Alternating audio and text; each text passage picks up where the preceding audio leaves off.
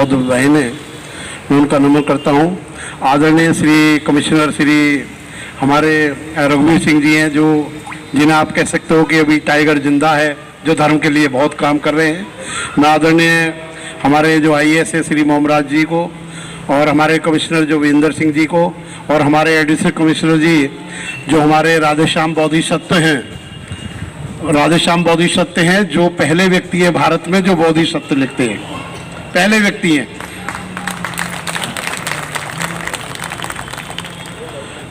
बोधिसत्व शब्द का अर्थ ही यह है कि वह व्यक्ति जिसने करोड़ों करोड़ों लोगों का भला करा हो, उनका कल्याण करा हो, और मतलब कि कोटि कोटि जनों का उन्होंने पैरामाउंट वेलफेयर, जिसे कहते हैं ऑल राउंड डेवलपमेंट करने की बात करी हो। जो बौद्ध धर्म के संबंध में मैं आपको बता दूं, जो धम्म शब्द है उसका प्रयोग किया जाता है, और पाली भाषा जो है, जो एक नेचुरल भाषा है, पाली भाषा एक नेचुरल भाषा है। पाली का अर्थ, पाली भाषा में गांव होता है, जो गांव की भाषा है। तो बुद्ध ने अपने जो प्रवचन दिए, तो बुद्ध ने अपने प्रवचनों को हमेशा पाली भाषा में कहा, जो ग्रामीण क्षेत्र के लोगों की भाषा थी, जो आम जन लोगों की भाषा थी। इसलिए बुद्ध ने सर्वप्रथम जो अपने ज्ञान की, शिक्षा की जो बात कही, वो आम आदमी को लिए कहा। जो मनुष्य आम आदमी थे उनके लिए बुद्ध ने मतलब बात की कि उनको एजुकेटेड करा जाए। बुद्ध से पहले जो गरीब हैं, जो मजदूर हैं, जो आम आदमी हैं, उसके लिए शिक्षा के देने की वाली बात किसी ने भी नहीं की है। बौद्ध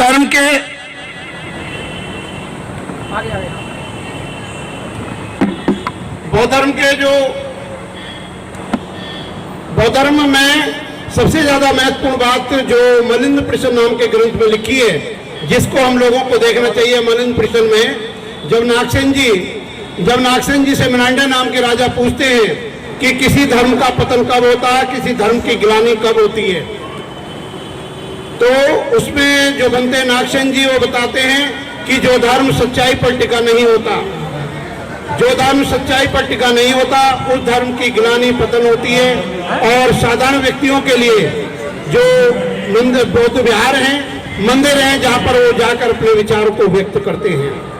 तीसरा जो कारण बताया वो बहुत ज्यादा इंपॉर्टेंट है। तीसरा कारण है कि जब दूसरे लोग धर्म पर आलोचना लगाते हैं और उनका जवाब देने के लिए जब प्रखंड विद्वान नहीं होते, तो जब धर्म की गिलानी और पतन शुरू होता है। मैं आपको संदेश देना चाहता हूं, जिस प्रकार हिमालय से गिरने वाली धारा को दुनिया की कोई भी ताकत समुद्र में मिलने से नहीं रोक सकती, उसी प्रकार दुनिया की कोई भी ताकत इस देश के दलितों को, शूद्रों को, कोई भी ताकत बौद्ध धर्म में आने से नहीं रोक सकती है। बाबा साहब डॉक्टर अम्बेडकर ने हमें 22 प्रतिज्ञा दी है। प्रतिज्ञा वो बाबा साहब डॉक्टर अम्बेडकर के लिए थी, हमारे लिए तो उनका कमांड है, हमारे लिए तो उनका आदेश है। हमारे लिए प्रतिज्ञा नहीं है बल्कि उनका आदेश है। 22 प्रतिज्ञा देने के लिए मैं उसका राज आपको बताना चाहता हूं कि भारतीय संविधान के अंदर 22 चैप्टर हैं। इंडियन कॉन्स्टिट्यूशन में 22 चैप्टर हैं और 22 ही आपको प्रतिज्ञा दी है। तो मैं आपको कहना चाहता हूं कि 22वीं सदी तक हर आदमी को बौद्ध भारत में होना है, इसलिए 22 प्रतिज्ञा आप लोगों के लिए है। जो आर्टिकल 51 है इंडियन कॉन्स्टिट्यूशन का, वो कहता है कि देश के लोग, इस देश भारत जो सरकार है वह विश्व शांति स्थापित करेगी और भाईचारे को बढ़ाएगी। ये आर्टिकल 51 ऑफ इंडियन कॉन्स्टिट्यूशन में मेंशन है। भारतीय संविधान के पार्ट 4 की जो क्लॉज है 651A आर्टिकल में, उसमें लिखा है, it shall be the bounding duty of every citizen of India to establish the scientific temperament.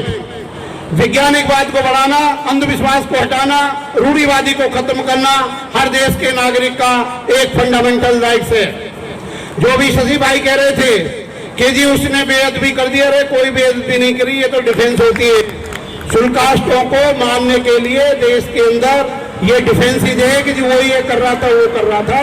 और आपको मैं बतला दूं कि भारत की संस्कृति दो प्रकार की संस्कृति है, एक श्रमण संस्कृति है और दूसरी ब्राह्मणवाद की संस्कृति है। तो बुद्ध एक ऐतिहासिक पुरुष है, बुद्ध एक हिस्टोरिकल पुरुष है, महावीर स्वामी एक हिस्टोरिकल प्रूफ है। लेकिन जो ब्राह्मणवाद की संस्कृति है वो ऐतिहासिक नहीं है बल्कि काल्पनिक है। इसलिए जिस प्रकार हिमालय की तुलना केवल हिमालय से ही की जा सकती है, उसी प्रकार तथागत बुद्ध की तुलना केवल तथागत बुद्ध से ही की जा सकती है। मेरे साथियों, मेरे धम्मबंधुओं, मैं आपको बता दूं जो संविधान का पार्ट 3 है, जो संविधान का पार्ट 3 है वो संविधान की जो अनुसूची जो शेड्यूल 3 है उसमें लिखा है कि ऑनरेबल राष्ट्रपति हो, ऑनरेबल चीफ जस्टिस हो, हाई कोर्ट के जजेस हो या कोई भी व्यक्ति होगा या कोई कैबिनेट मिनिस्टर हो, राष्ट्रपति प्रधानमंत्री हो, वह ईश्वर के नाम की शपथ लेने के लिए भारतीय संविधान में बाउंड नहीं है। मैं सत्यनिष्ठा से कहता हूं। तो बाबा साहब डॉक्टर अम्बेडकर ने जो भारतीय संविधान है उसमें ईश्वर को मानने की या देवी देवता को मानने के लिए कोई रास्ता नहीं छोड़ा है। इसलिए बाबा साहब डॉक्टर अम्बेडकर का जो दृष्टिकोण है वो पूरी तरह से वैज्ञानिक है।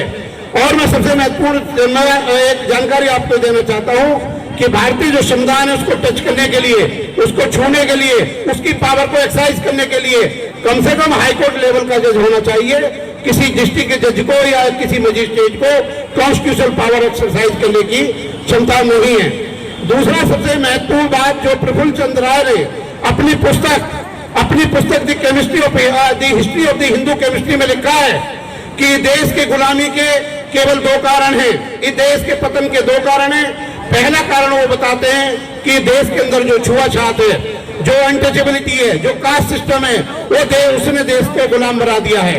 कास्ट सिस्टम ने, जातिवाद ने देश को गुलाम बना दिया है क्योंकि आप एक नहीं रह सकते, इसलिए उन्होंने देश को गुलाम बनाया है। दूसरा वो कारण कहते हैं कि नॉन साइंटिफिक एजुकेशन जो देश के अंदर फैली हुई है, नॉन साइंटिफिक एजुकेशन जो गीता और वेदों की शिक्षा है, वह जो शिक्षा है वे शिक्षाएं भारत के अंदर गुलामी की बात करते हैं, वैज्ञानिकवाद की बात नहीं करते। डीपी मौर्य साहब कहा करते थे कि बुद्ध का धर्म कभी विज्ञान से नहीं डरता, ये एक वैज्ञानिक धर्म है। इसलिए तथागत शब्द का अर्थ यह है the man who introduces you with the scientific facts. वह मनुष्य जो आपको सत्य अवगत कराता हो, सत्य अवगत कराने वालों को, तथ्य अवगत कराने वालों को तथागत कहा जाता है। जापान के मंदिर पर लिखा हुआ है कि अगर मैं अपनी उंगली से तुम्हें चंद्रमा को दिखाता हूं तो तुम चंद्रमा को देखो, मेरी उंगली को मत देखो। मैं मार्गदाता हूं, मैं मोक्षदाता नहीं हूं। इसलिए बुद्ध का जो धर्म है, बुद्ध का धर्म पूरी तरह से वैज्ञानिक है।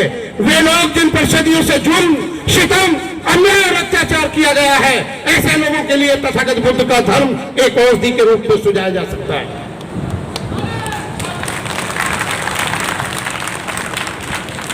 मेरे भाइयों, मेरे साथियों, मेरे धम्मबंधुओं, इस बुद्ध धर्म का सबसे प्रथम कार्य है कि वे लोग जो जिनको सूर्य उठाता है, अरे उनका पतन होना निश्चित होता है। वे लोग जो सूर्य को उठाते हैं यानी कि सूर्य से पहले उठते हैं, उनका विकास निश्चित होता है। तो इसलिए बुद्ध धर्म का सर्वप्रथम कार्य आपको सूर्य से पहले उठाना है। बुद्ध धर्म का सबसे प्रथम कार्य, बुद्ध पहले व्यक्ति इस संसार के अंदर जिन्होंने गुलामी को खत्म करा है। जो एसेंस ऑफ बुद्धिज्म नाम की किताब जिसकी भूमिका बाबा साहब ने लिखी थी, उसमें उन्होंने कहा कि बुद्ध पहले व्यक्ति हैं जिन्होंने गुलामी खत्म करी थी। इसलिए बुद्ध धर्म को अपनाने का सर्वप्रथम काम है कि गरीबी को खत्म करना। पहला काम बुद्ध धर्म का है गरीबी को खत्म करना। बुद्ध धर्म का सबसे दूसरा काम है कि गंदगी को खत्म करना। इसलिए आपको किसी बुद्ध विहार में किसी बुद्ध के अनुयायी पर आपको कोई गंदगी नहीं मिलेगी। और सबसे ज्यादा स्वच्छता की बात है। बुद्ध का सर्वप्रथम काम गुलामी को खत्म करना है, गंदगी को खत्म करना है और समाज के अंदर एकता, इक्वलिटी, लिबर्टी एंड फ्रेटर्निटी को स्थापित करने का काम बुद्ध धर्म ने करा है। जो बड़ी बड़ी यूनिवर्सिटियां इस विश्व में या पूरी दुनिया में खोली गई है, उनको खोलने का काम केवल बौद्धों का है। और प्रोफेसर मैक्स मूलर की जो बुक है India what can teach us, हमने भारत से क्या सीखा, उस वाली बुक में प्रोफेसर मैक्स मूलर लिखते हैं कि सम्राट अशोक से पूर्व, अशोक शब्द का अर्थ है जिसे शोक ना हो, और आनंद एक ऐसा शब्द है जिसका कोई विलोम शब्द नहीं है। वो लिखते हैं कि सम्राट अशोक के काल में, सम्राट अशोक के काल से पहले जो बौद्ध विद्वानों ने शिलालेखों पर अपने लेख लिखे हैं, इससे पूर्व भारत में कोई हमें हिस्टोरिकल प्रूफ नहीं मिलता है कि यहाँ के लोग लिखना जानते थे। सम्राट अशोक के जो स्तंभ हैं वो सम्राट अशोक के पहले स्तंभ हैं जिन पर यहाँ पर लिखा हुआ प्रूफ मिलते हैं। जो बौद्ध भिक्षुओं ने लिपि, चाहे वो ब्राह्मी लिपि या जो भी लिपि को उन्होंने किया, उससे पूर्व भारत में कोई भी ऐसा प्रूफ नहीं मिलता कि यहाँ के लोग लिखना जानते थे। तो इसलिए जो आपके घरों के सामने, घरों के बाहर जो पट्टिका लिखी रहती है, जो नेम प्लेट लिखी रहती है, ये बौद्धों की देन है। इससे पहले किसी को भी इस तरह लिखने का ज्ञान नहीं था। दूसरा, बुद्ध विहारों को बड़ा इसलिए बनाया गया कि ताकि लोग दूर से देखकर कोई पाप न करे, इसलिए बुद्ध ने बुद्ध विहारों को ऊंचा ऊंचा बनाया ताकि लोग दूर से बुद्ध विहारों को देखें। बुद्ध ने मध्यम मार्ग को अपनाते हुए बुद्धों के जो धर्म स्थल हैं वो आपको मैदानों में मिलेंगे, जैनों के पहाड़ों पर मिलेंगे, और हिंदुओं को आपको नदियों के किनारे मिलेंगे। तो बौद्ध धर्म का अगर आप संक्षेप में बात कहना चाहते हो तो बौद्ध धर्म का सभी सार ये है कि सभी पुण्यों का करना, पापों का न करना, मन को बस में रखना, यही बुद्ध की शिक्षा है। बुद्ध के धर्म में सबसे महत्वपूर्ण बात, ये लोग हमारे लोगों के लिए बुद्ध उतने ही जरूरी हैं जितने एक जीवित प्राणी के लिए ऑक्सीजन जरूरी होती है। जिस प्रकार इस देश के अंदर, जिस प्रकार मछली पानी पीती हुई नजर नहीं आती, इसी प्रकार हमारे देश के लोगों पर, दलितों पर, शुल्कास्टों पर लोग अत्याचार करते हुए नजर नहीं आते। जातिवाद को अगर खत्म करने का कोई दम भारत में है तो केवल बौद्ध धर्म में है। इसलिए बौद्ध धर्म श्रेष्ठ धर्मों में से है, मानवता का धर्म है। और बुद्ध का जो धर्म है वह बुद्ध का धर्म आपको पराकाष्ठा में ले जाएगा। और आपको बता दें ये इंटरनेशनल धर्म है, बुद्ध का धर्म जो है वो इंटरनेशनल धर्म है। इसलिए मैं आपको कहना चाहता हूं मेरे साथियों कि अगर कोई आदमी ओलंपिक्स के गेम में, अगर ओलंपिक के गेम में कोई आदमी गोल्ड मेडल लेना चाहता है तो 2 दिन एक्सरसाइज करने पर या 3 दिन एक्सरसाइज करने पर वो कभी भी गोल्ड मेडल नहीं ले सकता। उसको 360 दिन कम से कम मेहनत करनी पड़ेगी। 14 अप्रैल को या धम्म दशमी के दिन या धम्म परिवर्तन के दिन 3-4 दिन प्रोग्राम कर आप कभी भी बौद्ध धर्म को भारत में नहीं फैला सकते। उत्तर प्रदेश और एनसीआर की भूमि बौद्ध धर्म के लिए सबसे उपयुक्त है। जहां भी आप प्रचार करोगे वह प्रचार पूरे लोग बौद्ध धर्म को ग्रहण करने के लिए जरूरी है। पूरी तरह से लोगों में जोश से भरे हुए हैं। और मैं आपको बता दूं जो 7 नवंबर का प्रोग्राम है, 7 नवंबर का विशाल प्रोग्राम गांव-गांव जाके 200 गांव का, गांव अरोड़ा में है, तहसील सिकंदराबाद में है, थाना ककोर में है और जिला बुलंदशहर उत्तर प्रदेश में है। इसी धर्म के चक्कर को आगे बढ़ाते हुए मैंने 24 तारीख अगले संडे को अलीगढ़ के पास में जो कोई तहसील है गांव उखलाना में, आसपास के 50-60 गांव के लोगों का बौद्ध धर्म का प्रचार प्रसार करना है। और देखिए शहर में जो प्रचार होता है, शहर में प्रचार एक पहाड़ों पे होने वाली बारिश होती है जो बाद में पानी गड्ढे में भर जाता है। लेकिन आप अगर गांव में प्रचार करोगे, ग्रामीण क्षेत्र में प्रचार करोगे तो आप धर्म के लिए सच्चे मार्ग पर चले हो। जैसे बताएं द फ्यूचर ऑफ रिलीजन में बाबा साहेब डॉक्टर अम्बेडकर ने कहा है, बाबा साहेब डॉक्टर अम्बेडकर ने बताएं is the future of the Buddha religion में कहा है। एक बौद्ध बनना बड़ी बात नहीं है, बौद्ध धर्म को फैलाना सबसे बड़ी बात है। आपको मैं इस धर्म की सबसे बड़ी श्रेष्ठ आपको बताना चाहता हूँ कि इस्लाम धर्म ने भाईचारे की बात बौद्ध धर्म से ली है और रोगियों की सेवा करना, गरीबों को एजुकेशन देने की बात क्रिश्चियन धर्म ने की है। लेकिन आप वैज्ञानिक वास्ते बौद्ध धर्म को अपनाओ, क्योंकि 4 जो बड़े धर्म हैं जिन्होंने दुनिया को हिला दिया है। इस्लाम धर्म है जिसके जो रसूल हैं, जिसके मैसेंजर मोहम्मद साहब है, और हिंदू धर्म के कृष्ण है, और क्रिश्चियन धर्म के ईसा मसीह हैं। लेकिन जब बौद्ध धर्म की बात करते हैं तो बुद्ध ने अपने आप को ईश्वर नहीं कहा, अपने आप को कोई पात्र, कोई मैसेंजर ऑफ गॉड नहीं कहा।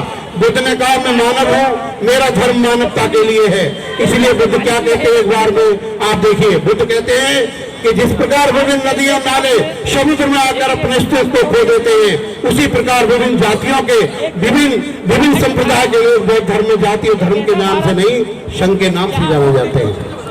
जब हम कहते हैं कि बुद्धं शरणं गच्छामि, धम्मं शरणं गच्छामि, संघं शरणं गच्छामि, तो इसी बात को बाबा साहेब डॉक्टर अम्बेडकर ने आम भाषा में कहा, एजुकेट, बुद्ध का मतलब एजुकेट, एजुकेट। और जब हम ऑर्गेनाइज की बात कहते हैं कि संघ में जाओ और संघर्ष करो, तो जो हम धम्म की बात करते हैं उसका ट्रांसलेशन आम आदमियों में कहा। जो आप ये देखते हैं कि सिख रिलीजन को अगर आप धर्मों का इतिहास करोगे, प्रोफेसर मैक्स मुलर ने एक अपनी स्टडी बताई है कि सम्राट अशोक पहले व्यक्ति थे जिन्होंने संसार के अंदर कंपैरेटिव स्टडी रिलीजन की थी, पहले व्यक्ति थे भारत के अंदर। उन्होंने ये बताया कि जो सिख शब्द है, सिख शब्द सबसे पहले बौद्ध धर्म से लिया गया है। जब आप कहते हैं पाणा तिपाता वेरमणि शिक्षा पदम समादामी, तो सिख शब्द सबसे पहले बुद्धों के अपने जो त्रिपिटक से, जिनको थ्री बास्केट्स ऑफ नॉलेज कहते हैं। बुद्ध कहते हैं कि धन के द्वारा बुढ़ापे को नहीं रोका जा सकता, धन के द्वारा मृत्यु को नहीं रोका जा सकता। जो बुद्ध की थ्योरी है, दी थ्योरी ऑफ द मोमेंटरीज्म, क्षणिकवाद का सिद्धांत, उसमें पूरी तरह से वैज्ञानिकवाद है। अभी मैं दिल्ली के एनेक्सी भवन जो कॉन्स्टिट्यूशनल क्लब में बोल रहा था, बोलने के बाद एक पत्रकार ने मुझसे पूछा कि तथागत बुद्ध को 2500 साल पहले हो गए, आज बुद्ध की क्या आवश्यकता है, बुद्ध की जरूरत क्या है 2500 साल पहले। तो मैंने मंच को इस बात का जवाब दिया, आप बड़े ध्यान से सुनना भाइयों। माइकल फैराडे जिसने बिजली की खोज करी है, उसको 200 साल के लगभग होने वाले हैं। माइकल फैराडे की मृत्यु के बाद भी आज आप विद्युत का इलेक्ट्रिसिटी का उपयोग कर रहे हो। बुद्ध ने तो अपने समय से 2500 साल पहले जो मानवता के कल्याण के लिए, आज देश की एकता अखंडता के लिए, मानवता के चतुर्मुख विकास के लिए सिद्धांत दिए हैं, वो बहुत ही ज्यादा उनका बहुत बड़ा योगदान है। बुद्ध की जरूरत पहले से अब ज्यादा जरूरत है। बुद्ध धर्म की उपयोगिता के बारे में मैं आपको बता दूं, बुद्ध धर्म की उपयोगिता ये है कि जब तक देश में जातिवाद रहेगा, जब तक देश में कास्ट सिस्टम रहेगा, जब तक देश में एक दूसरे मनुष्य का शोषण रहेगा, उस समय तक भी बौद्ध धर्म की जरूरत है और बिना बुद्ध के भारत की कल्पना नहीं की जा सकती। दूसरा सबसे महत्वपूर्ण बात मैं आपको ये बताना चाहता हूँ कि बुद्ध ही जो हमारे जिन्होंने हमारे भर्तरी जी हैं, उन्होंने अपने 3 ग्रंथ लिखे हैं जो बहुत बड़े बौद्ध विद्वान हैं, नीति शतक, वैराग शतक और श्रृंगार शतक। उनमें उन्होंने कहा कि मनुष्य को सबसे ज्यादा एजुकेटेड होना चाहिए और एजुकेट के बिना मनुष्य जानवर के समान है। तो मैं ये कहना चाहता हूँ कि ये आपके पूर्वजों का धर्म है, फोर फादर्स का धर्म है, आपके बुजुर्गों का धर्म है। आप धर्म को ग्रहण नहीं कर रहे, बल्कि आप अपने धर्म के वापस अपने धर्म में आ रहे हैं। जिन लोगों का बी ब्लड ग्रुप है, जिनका बी और बी पॉजिटिव ब्लड ग्रुप है, पूरे बौद्धिस्ट है, जितने मुस्लिम भाइयों का बी पॉजिटिव है, वो सब बौद्ध धर्म के ही अनुयायी थे।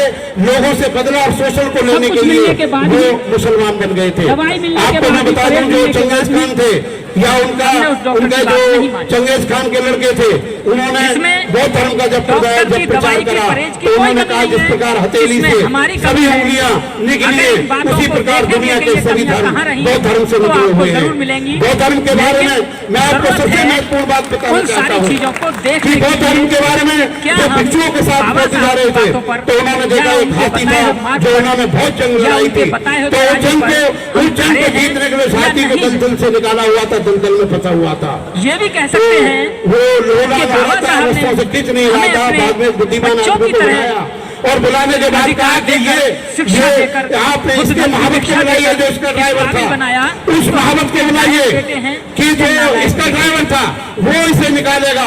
उसने कहा ये इस तरह नहीं निकल पाएगा। युद्ध के समय जो नगाड़े बजते थे, जो संगीत युद्ध के समय बजता था, उस संगीत को आप बजाइए। उस संगीत को बजाते ही एकदम आपका जो है एकदम वो हाथी दलदल से बाहर निकल आया। तो तथागत बुद्ध ने कहा कि ऐसा ही मैं आप लोगों के लिए बजाता हूँ। जो लोग अंधविश्वास में, शोषण में या अपने शोषण करवा रहे हैं या जुल्म में जी रहे हैं, वो लोग इस वाले संसार में आग लगी है तो बाहर निकल के ऐसे आ जाएं जैसे दलदल में से हाथी निकल के बाहर आ गए। धन्यवाद। मैं भाइयों आपको बताना चाहता हूँ, आपकी ओजस्वी वाणी से हम जब हौसला बना लिया है ऊंची उड़ान का, अरे कदम अपने बेफजूल है। उनकी गायकी का जो क्रम है वो संगीत से चलेगा। परिंदे परोस में लाइट हौसलों चली से गई है, उड़ा करते इसलिए हैं। वो संभव नहीं हो पा धर्म रहा। हौसलों से ही फैलेगा, हौसला से ही उड़ेगा, ये धन के द्वारा नहीं हमारे फैल सकता। बीच ये किसी के दिल्ली से वो धर्म दुनिया का अकेला आदरणीय धर्म है युवराज सिंह जिसको एडवोकेट किसी साहब मदद की हैं। जरूरत नहीं है। आपने देखा था हापुड़ के अंदर, इसके अपना हरियाणा के अंदर एक सुलकास्ट के रविदासी वालों की शादी करने से मना कर दिया था कि हम शादी नहीं कराएंगे पंडितों ने। उन्होंने बौद्ध भिक्षुओं को बोला शादी कराई। बौद्ध धर्म को इसी प्रकार परखा है बाबा साहब ने, जैसे इन सोने की परख उसे काट कर, पीट कर, रगड़ कर, तपा कर और घिस कर करते हैं। चंद्रमा में दाग हो सकता है लेकिन बौद्ध धर्म में कोई दाग नहीं है। इसलिए साथियों, जिस धर्म में आप रह रहे हो, जिस हिंदू धर्म में आप रह रहे हो, 1000 साल तक भी गुलामी आपकी खत्म नहीं होगी। इसलिए मैं आपको बताना चाहता हूं कि इस धर्म के अंदर अरे न तो एक शायर का शेर याद आता है, अरे न तड़पन की अर्जी है न फरियाद की, घुट घुट के मर जाए मर्जी है मेरी सैयद की।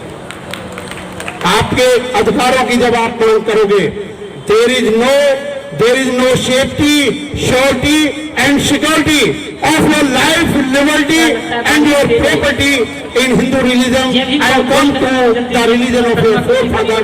आप बौद्ध धर्म की तरफ वापिस आइए। और दूसरा मैं आपको बताना चाहता हूँ कि ये जो आप केसु बच्चे मानते हैं घर घर गाँव में, ये भी बंद होना चाहिए।